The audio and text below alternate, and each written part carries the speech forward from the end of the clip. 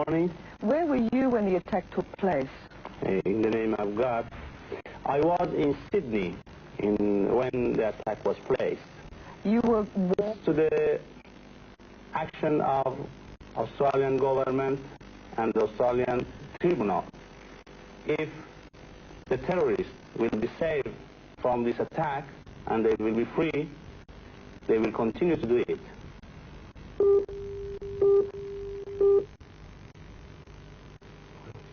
Ambassador, thanks for coming on to the program.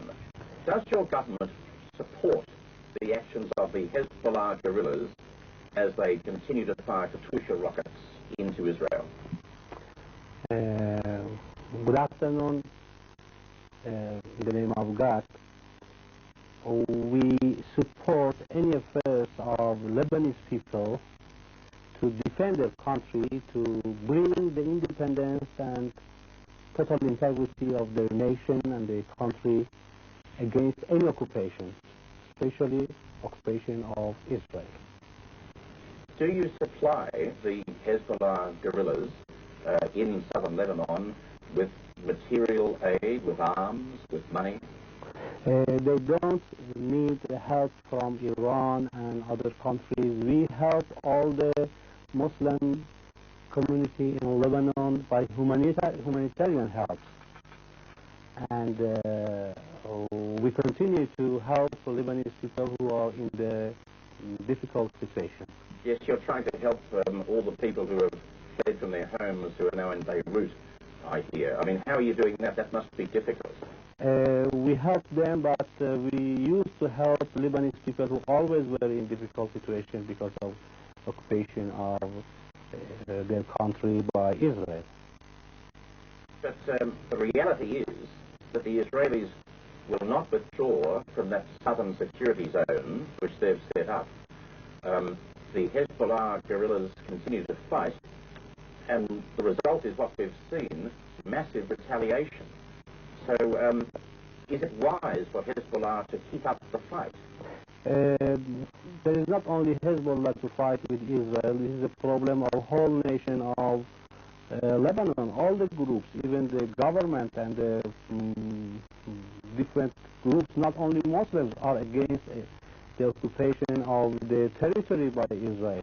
This is not a fact that we can accept, or anybody, any Muslims or any free person in the world can accept that Israel announced part of another country, it means Lebanon, as a security zone. No country can accept this policy against its country. It doesn't mean that a country claims that part of other country is the security zone for another country. Israel is not going to accept if other country will tell it about the territory inside Israel. Well, Ambassador, if this fighting goes on, and it looks as if it will, would Iran and other countries be drawn into it? We have no border with that country. We are far from Lebanon. We can't be involved directly in the war for the freedom of India. So the Hezbollah guerrillas in Lebanon are on their own? They are on their own, but this fight with Israel is not only by Hezbollah. This is the position of all the people of Lebanon against the occupation of their territory. And this is their right to continue to fight for the freedom of their country. In fact, the 5 soldiers that Israeli claim that are killed, they are killed inside territory of Lebanon. Yes, indeed. And my final question to you, Ambassador, is Israel says that they're doing what they're doing now because the Hezbollah... So this is the first trade exhibition your country put on display in Australia in 10 years. What is behind it? In the name of God, Iran and Australia are looking each other as a good partner. The development of our relation is going well. We are working with the Australian government for importing and exporting goods from each country. Iran is the largest market of Australia in Middle East, but unfortunately Australia imports less than every other country from Iran. Iran has a very good goods, carpets, other manufacturing and many other productions that can be sold in Australia. The same hands who make very good carpets can make they make many other good things. The price of everything in Iran is very low, and Australia is a good market for Iran too. We are looking for developing a relation in every way, in every field, and we hope that this display can present to Australians the part of possibilities that Iran has for present to Australians. I just heard you say something very تشریف بردن و همچنین مسئولین استرالیایی و مسئولین این مرکز و استرالیا برای کمک و برگزاری این نمایشگاه. Could you please just join me to welcome His Excellency Dr. Muhammad Hassan Qadiri al-Banir.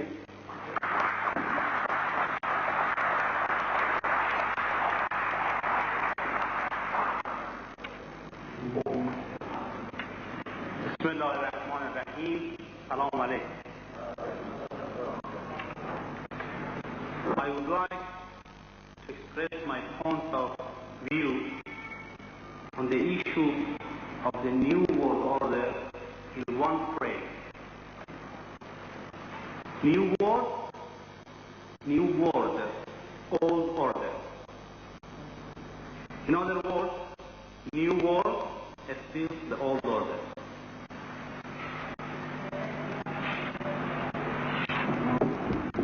In fact, what powers, in particular, the American regime believes in is that might is right.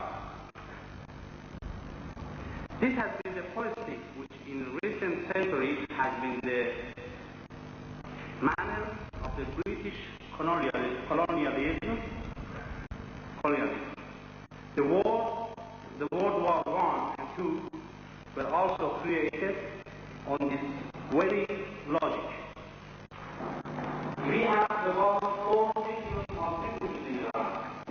It means 1/4 of all of refugees in the world who are refugees, Kurdish or Iraqi refugees in Iran.